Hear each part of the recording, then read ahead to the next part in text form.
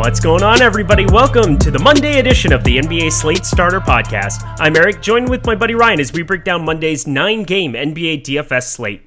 Masters weekend was awesome. Way to go, Hideki. I got him right for the first time ever. Didn't matter. I didn't make any money. But Rinpak, how was your weekend? How was NBA? How were all the things? It was a fun weekend with the Masters. Obviously, an exciting finish for Hideki Matsuyama.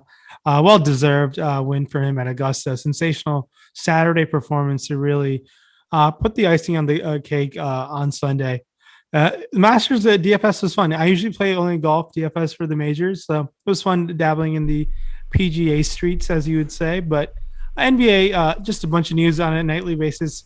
It's getting into the dog days of NBA where people tend to not care as much, and people get really frustrated with all the late news. But there is a lot of merit of keep grinding these slates out because the edge gets bigger and bigger down the stretch. I love chaos. I love it. I might as well just be the Joker. I would do a weird voice, but I think I get enough flack for doing him all the time. But it's just like, I love chaos. Is that pretty good? I felt good about that one. It's okay.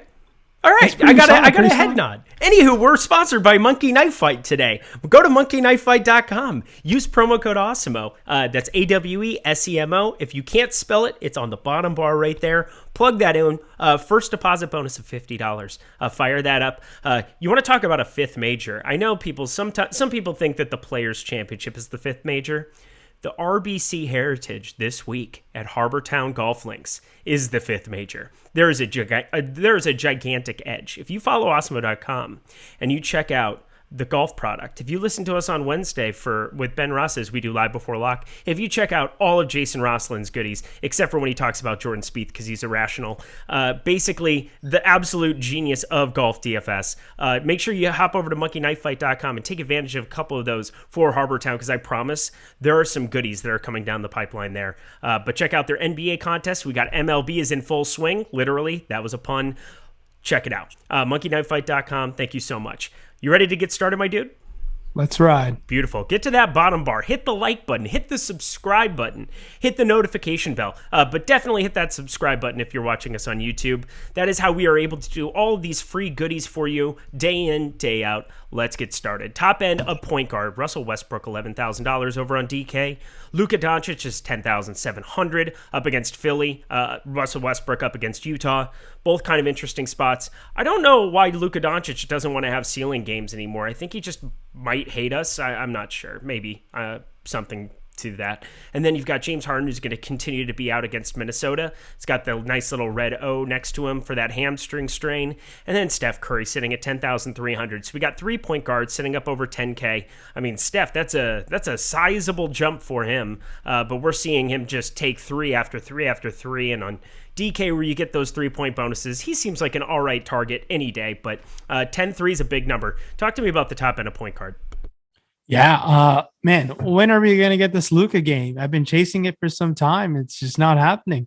Russ, matchup against Utah. If you remember, Russ played Utah, I want to say a couple weeks ago. It was on the 18th of March, and he put up 82 fantasy points. So is that good? That's really good. Oh, okay. And most just nights, checking. you're gonna need 82 fantasy points to win. So I'll tell you that much. But Russ at that price tag is showing some signs of of his old self. I don't mind it. I'm not that excited about 11K Russ. I would like to rather chase the Luka game or Curry game as Golden State is trying to crawl back into the playoff picture. And Donovan Mitchell at $9,200 deserves a mention just because of the matchup against Washington. He's playing great basketball of late. With no Jordan Clarkson there, Mitchell's getting some extra ball handling duty with the second unit at times. And the usage has been through the roof. I don't expect it to stay that high, but those shot attempts, the last 4 games go 31, 25, 35, and 23. That's a ton of shots the guy's taking, and he's been quite efficient doing so. And getting to the line, he got to the line 17 times last time. That's pretty impressive from Donovan Mitchell. I think that was tied for his second highest in his career from what the announcers were saying in the game, but he's in a great spot. But those studs are all worth paying up for. I think I like Curry at that price tag quite a bit. I just think this Golden State team is now in desperation mode as they try to crawl back into that playoff picture. Oh, Agreed. taking a look at things on FanDuel. Keep going. Yeah, fire it up. 10-2 Luka, 10-1 Steph. Both are great pay up options. I do prefer the savings off of Russ to those two guys. How do you feel about saving and pivoting off of Russ? Fading Russ at Blade has been scary, but how does that make you feel? Can I tell you my favorite point guard play on the top end? Sure, let's hear it. De'Aaron Fox, 9,500.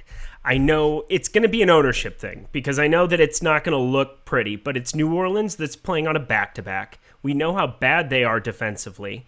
And you got De'Aaron Fox, who is playing mid-30s minutes, has a ceiling, has an absolute ceiling of a guy who's 10K plus, played 39 minutes against Utah, tough spot, put up 38 and 2, 49.4. So it won't look that pretty. But you even add like an extra, like if you make that 39 minutes again and you just insert the New Orleans matchup instead of Utah, I really like his chances even up against some of these guys on the bottom end, and I'm assuming that I'm getting an ownership discount on them. And as long as that's true, as long as I'm getting an ownership discount on him going down from Luka, who I do expect to continue to be popular at 10-2, and Steph Curry, who over on FanDuel isn't as intriguing to me because you don't get that 3-point bonus. Not somebody who's going to like haul in a bunch of rebounds as is. Isn't really a double-double threat on DK, I suppose, but 10-1. I want to take my chances, I think, on De'Aaron Fox. What do you think about him? Yeah, I like going to De'Aaron Fox, and he's been great all year long. I think just you feel pretty confident in him to finding a way to get to 40 fantasy points. And at 9,500, you want him to be able to crack 50, and he can definitely do that against New Orleans. So I have no issues taking my chances against De'Aaron Fox. He's played them twice this year.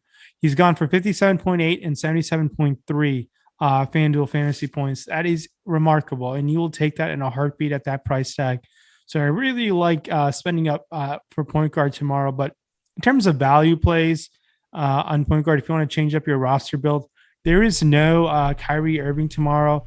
You want to take your chances on maybe a Chris Chiozza all the way spending down there. Yeah, that could maybe work out for you. Or Chris Chiozza on both sides, honestly, 3K and 3,500. So I think Chiozza is a fine spend down option, but outside of that, really tough to spend down on anyone else on FanDuel and DraftKings in the point guard position. Tyler Johnson's going to continue to be out, right? So it is Chiozza basically is the only guy there. I believe so. We just got to take a look at some coach, what Steve Nash has to say. It's tough with Tyler Johnson just because he has the migraine history, which affects him quite a bit, and he hurt himself a week or two ago. So I don't know what Steve Nash is going to say. And we've been seeing Chiozza get some of the run of late. Interesting. Well, good times. Can't wait to play roulette with Brooklyn value against Minnesota. That's going to be a lot of fun. Looking forward to that on a 9-gamer. Let's go over to shooting guard top end over there on FanDuel. Devin Booker, 9,400 against Houston. I mean, we're seeing him put up 50 spots. That's nice to see in some spots here. 26 minutes against Washington and put up 51.2. I mean, that was just saucy and it still got there. Thought he was going to burn everybody, but is what it is there. He's just, he's got a ceiling again. There's really no question about that. Houston's terrible at basketball. Donovan Mitchell, 9K in that Washington matchup. We like that. Zach LaVine, 8,300 against Memphis, who just... I don't even know what happened with that game today. Memphis and Indiana. I mean, I was obviously very high on J-Val. I was very high on Malcolm Brogdon and Domantas Sabonis. But it seemed like there were 4 other pieces from both sides that just smashed. I mean, John Morant was all right. But, like, Karis LeVert, what a boss. That was something else. Anywho, he's not on this slate, so you don't care. Last guy to talk about is Bradley Beal. He's probable, so he's probably going to be in that lineup there going up against Utah. 8,200. It's just so low, but it seems like it's been a month since we got anything usable out of Bradley Beal. Even if you were to be 7K, we had, what did we get? 26.6 last time out. He sat out against Phoenix, 38.7, 27.6. It has been since March 18th since he got close to 50, 49.9 there. So it's been a hot second. He's been hurt for most of it, so let it be known. But 8,200, do you trust Bradley Beal whatsoever? How do you feel about the top end of shooting guard? Yeah, so Beal obviously against the matchup against Golden State. Andrew Wiggins shut him down. Is that the reason why Beal struggled? He hit one clutch 4-point play to put Washington on top, but Beal struggled mightily from the field. And in that game against Utah, he played 39 minutes, and that was the same game Russ went for 82.5 and Beal went for 53.5. So Beal has an upside in him. I'll be chasing the Beal game just because I think his salary is too low. Even if he's going to get 30 minutes, there's a pathway for him to put up 45 fantasy points. And at that price tag, Beal could really destroy that price tag. So I like taking my chances and risks with Beal. But if you want to pivot around him on FanDuel, spend up to Mitchell or spending down to Demar, I don't mind that. Levine seems a little too expensive now, $8,700. I'd rather spend down to a guy like Demar. Other value options on the shooting guard position over there on FanDuel. If you want to spend down, Halliburton against New Orleans. We saw Halliburton move to the bench, but Luke Walton said he was going to play a similar amount of minutes, and he played 33. And I like taking my chances against New Orleans with Halliburton. He played them on February 1st. It went for 29.2 FanDuel points. So Halliburton is a spend down option. I don't mind it. Over there on DraftKings, all those similar guys who we talked about spend up options on FanDuel are very priced similarly over there. I think if you want to, I think Beal is less appealing, but the 3-point bonus for him might pan out. Mitchell at $9,200 seems well worth that price tag with the usage and the efficiency he's been playing out of late. It's been really remarkable. And to spend down over there on the shooting guard spot on Brooklyn, I think BPJ and Bruce Brown Jr. Deserves a nice option at $4,800 with no Kyrie Irving tomorrow. So speaking of just like guessing or with somebody being out, I mean, that's a known fact that he's going to be out there.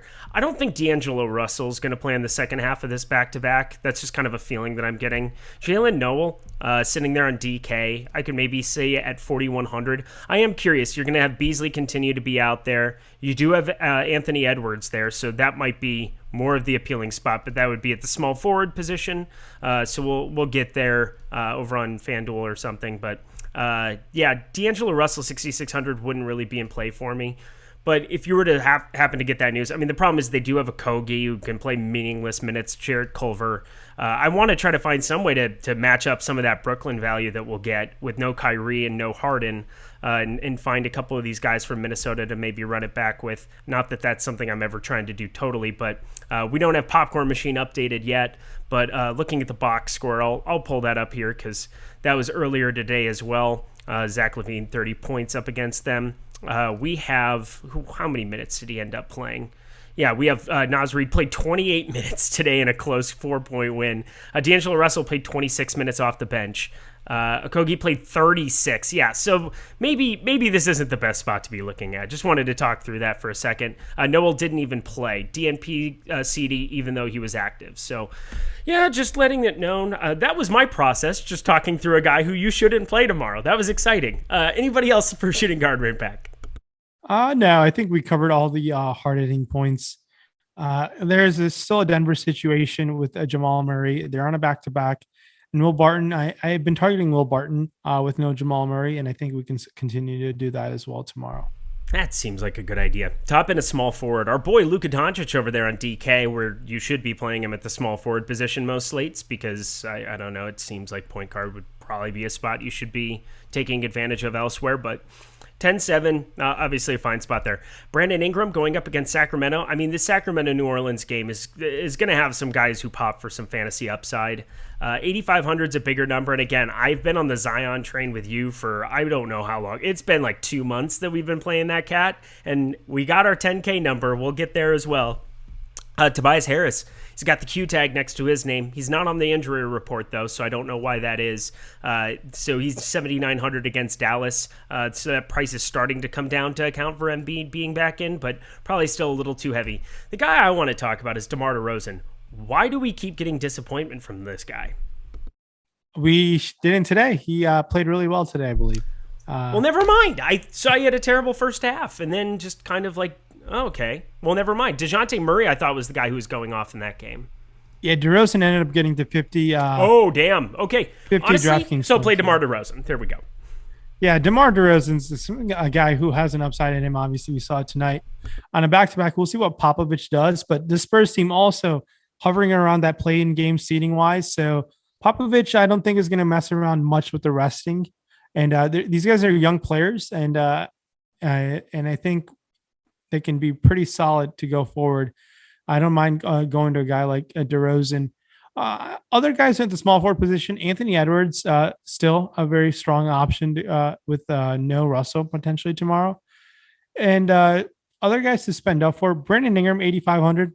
Someone against Sacramento versus Sacramento, anyone could put up a ceiling performance versus Sacramento. So Brandon Ingram might be kind of a low-owned option with a real ceiling and a pivot off of all that Zion ownership. But it's tough to justify that. Just the new role Zion is playing, and it's been really impressive. Michael Porter Jr., 7K versus Golden State. Porter Jr. Was good even in the game today against in a blowout versus Boston. Found a way to get a 23 shot attempts. As long as there's no Murray, Porter Jr. has been playing pretty solid. And Denver lost their first game in a long, long time. I believe they were on an 8 or 9 game winning streak, or 7. But it was pretty for a couple of weeks they had not lost a game. And a lot of guys on the Kings are going to stand out as well. And Buddy Hield deserves a shout out on both sides, honestly, just because Buddy Hield's on the slate and he has an upside within him. So at $6,300, $6,200 on DK, where you get the 3-point bonus, and Buddy Hield was really good against Utah the other night, 38.5 fantasy points. If he finds a way to get to mid 30s, I'll have a lot of interest in him. But on the small forward, we're going to have a real conundrum with Kevin Durant and what Steve Nash is going to say his minutes limit is. With no Kyrie, Kevin Durant could find a way to pay off that price tag against Minnesota in 10 minutes. No kidding. Yeah, it's going to be interesting. Small forward is very, very interesting on FanDuel tomorrow. So you've got Katie at 9,400. Yeah, 26 minutes, maybe goes for a 55 spot or something. Brandon Ingram, 8K, love him there. Anthony Edwards, you're going to probably get no Russell is my impression. That's my guess on the back-to-back, 7,700 for him. Like even that against Brooklyn. Kyle Anderson up to 7,300. Okay. We're probably not gonna play him. And then there's just, so you basically have Durant and Ingram that have like your crazy upsides. I might even put Anthony Edwards in that boat. I think that this is a spot where he could definitely go for one of those 40 plus games that we had been seeing like earlier before Russell got back in. And now we have no Beasley in there either. It could be a spot for him to possibly get some more of that usage as well. But Jeff Green's up to 5,600 over there. Rui Hachimura does deserve a shout out. He only played 24 minutes there against Phoenix, but that was just murder. And Golden State, he played 37 minutes. 5,600, I'd be willing to take a shot or two. Just because I have to, because he's my guy. Najee Marshall was somebody who put up some stocks today. Played 31 minutes against Cleveland, 34.4. Just randomly, if you're looking for a punt down there on FanDuel, 4,100, why not? Anybody else for you? Yeah, I think if you want to spend down on a small forward spot, I think taking your chances on Joe Harris on both sides. If Kevin Durant's limited, Joe Harris could find a way to take 15, 16 shots, and a lot of them are going to be from the outside. So Joe Harris in a matchup versus Minnesota, I don't mind it. And another spend down option, I believe Kelly Oubre is still going to be out. So Kent Bazemore is going to play quite a bit of minutes. He played 32 last time, was pretty solid. And $4,300 Kent Bazemore is still kind of in play over there on DraftKings. Out of play, in my opinion, on FanDuel. But 32 minutes is still 32 minutes. And a guy who has shown a history in the past to pick up those FanDuel specific stats and steals and blocks.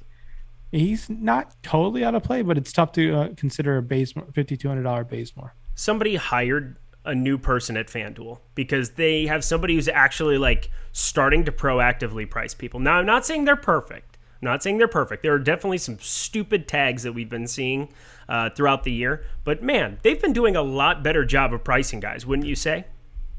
Yeah. It took like about a week into the MLB season, and everyone was like, yeah, I miss NBA DFS. So they all came back here and started playing more NBA DFS. And the workers are like, yeah, let's fix up this pricing where we don't have who was the guy who was at 3,500 for a week straight? Bogdanovich was there, and then Hartenstein was way too cheap forever. They've kind of forced you into playing Kevin Love. Now we don't have to do that probably going forward, which is great. But it's been interesting for sure. But you are correct about that. Main event time, power forward, 10K Zion Williamson over on FanDuel. He made it. Our boy is all grown up. He is maturing. He's moving out of the house. He's going to college. He's He's leaving his mom and dad, or his dad and dad. I don't know which is which. Actually, don't answer that on the bottom part. It's definitely Rayen Patnaik. It's definitely his daddy. I'm definitely the mommy. I'm all right with that. 10K Zion Williamson, love it. Julius Randle, 9,600 up against the Lakers. Jackpot. Let's party. Kristaps Porzingis, another ceiling game for him. 56.5.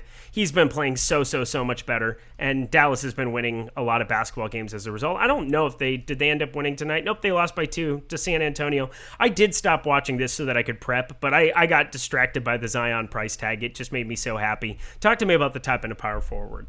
We made it. Zion is to 10K. It's absolutely the one of the highlights of this NBA DFS season. We have been on this train for about since he was like 6,500 or 7K. Yeah, it's like for 8-9 weeks, we're like, Zion is going to be 10K. Let's ride it. Let's keep riding it.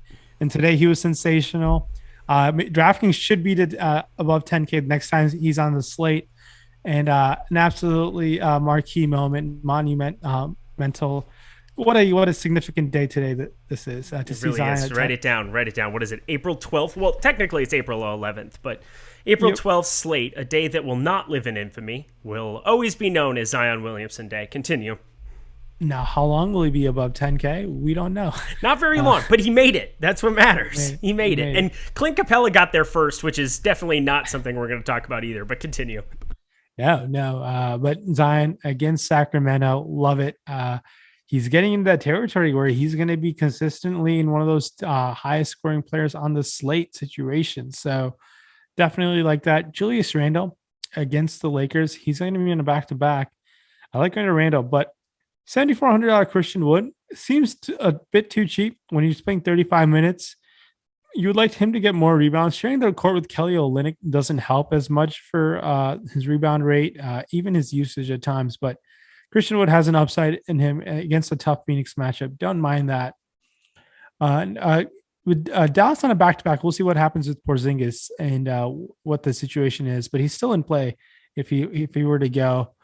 I know LaMarcus Aldridge is ruled out for tomorrow. I think going to a guy like Nicholas Claxton, spending down to Claxton makes a lot of sense against Minnesota.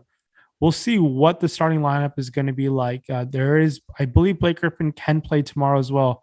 Does he crack the starting lineup? So it's risky because there are some other bodies that can be played there.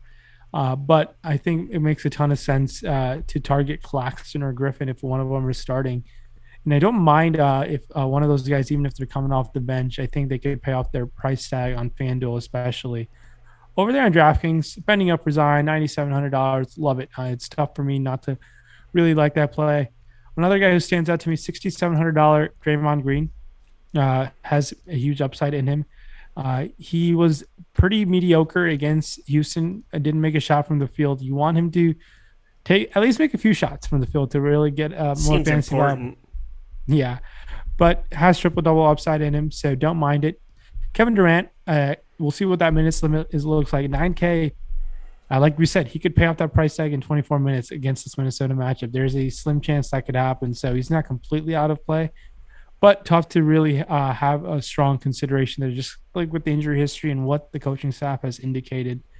And other things that stand out over there on DraftKings, another Blake Griffin $4,500 shout out deserves a mention just as the situation in Brooklyn for tomorrow. Yeah, let's say 24 minutes, which we haven't gotten there yet, but let's even give him 24 minutes. What do you say? Would you be above or below the field at 25% Blake Griffin if you got 24 minutes? So the thing with Blake Griffin is he could get some ball handling duty with no Kyrie Irving. I was thinking really that too. Like he's really Jeff good ball Green handler. Maybe too.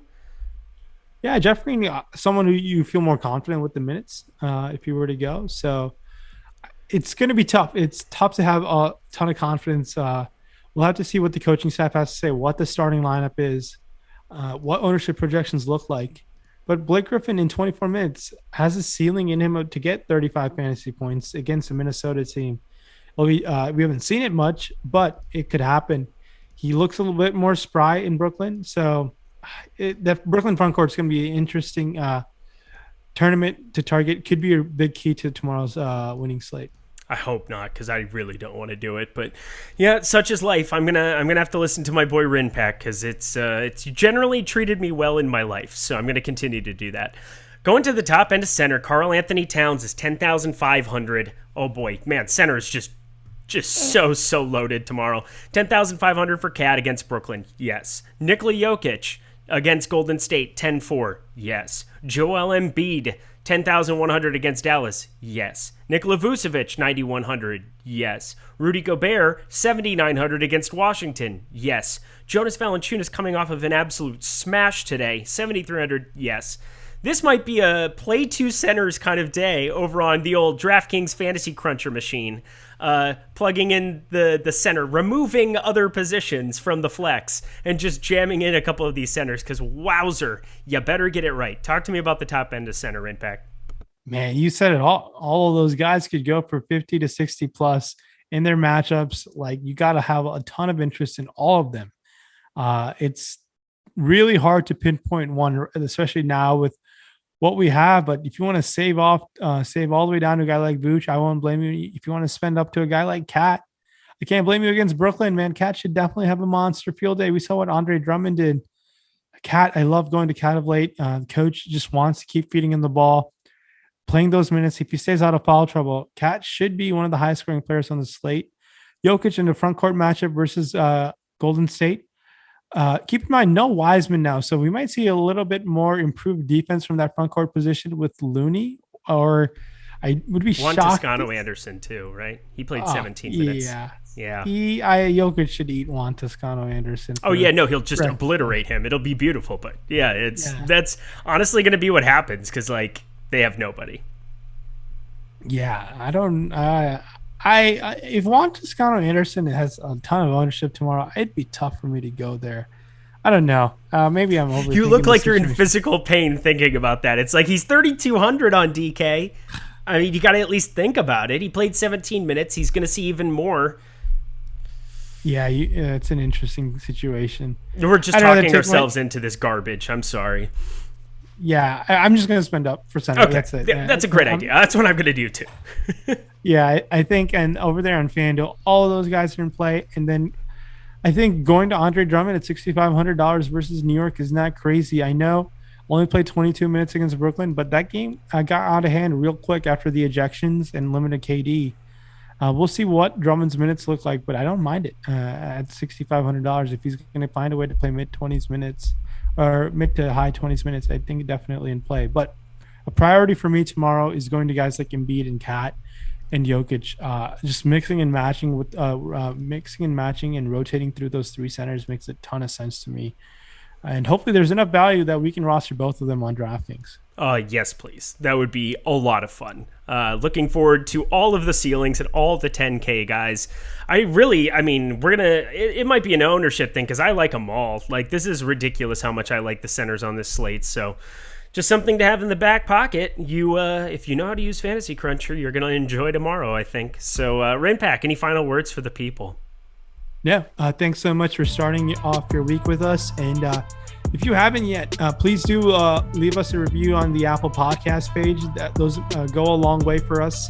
And if you leave a review, you're automatically entered in a raffle to win a free month or a free year of Awesemo Plus. So we've been giving those out over the past few weeks. So please do that for us. We'll really appreciate the review. And thanks so much for tuning in, and good luck, everybody. He's Ryan. He's the best. I'm Eric. I'm okay. We'll see you guys on Tuesday. Take it easy.